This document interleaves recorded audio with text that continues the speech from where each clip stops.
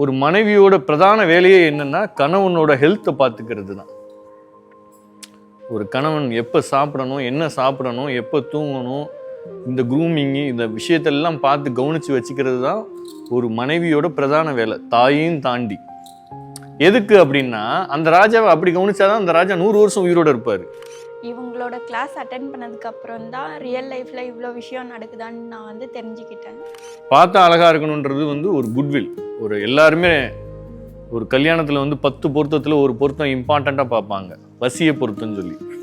அந்த வசியம் இருந்தால் தான் சாகிற வரையும் அந்த மூஞ்சை பார்த்துட்டு வாழ முடியும், இல்லைன்னா முடியாது. அது கரெக்டு. அழகா இருக்கணுன்றது உங்கள் கண்ணுக்கு, மற்றவங்களுக்குன்றது அப்புறம். உங்கள் கண்ணுக்கு அழகா இருக்கணும்னு யோசிக்கிறது ரொம்ப நல்ல விஷயம். ஃபர்ஸ்ட் நம்ம யாருன்னு தெரிஞ்சுக்கிட்டா தான் நமக்கு எதெல்லாம் தேவை, நம்ம பார்ட்னரை நம்ம சூஸ் பண்ண முடியும். இப்போ யார் செட் ஆவாங்கன்னா உங்களை மாதிரியே கிட்டத்தட்ட அப்பா அம்மா தம்பி இந்த மாதிரி தங்கச்சியோடு வாழ்கிற ஒரு குடும்பம் தேவை. உங்கள் எக்கனாமிக்கு பேலன்ஸ் பண்ணுற மாதிரி, ஹையாகவும் இருந்துடக்கூடாது, லோவாகவும் இருந்துடக்கூடாது, இந்த மாதிரி வேணும். ரெண்டாவது, நீங்கள் இந்த எக்ஸ்ட்ரா 2-3 ஃபிட்டிங் ஆட் பண்ணீங்கல்ல, ஸோ அதை இங்கே எஜுகேஷன் கிளாஸில் ரொம்ப கிளியர் அப் பண்ணிடுவாங்க.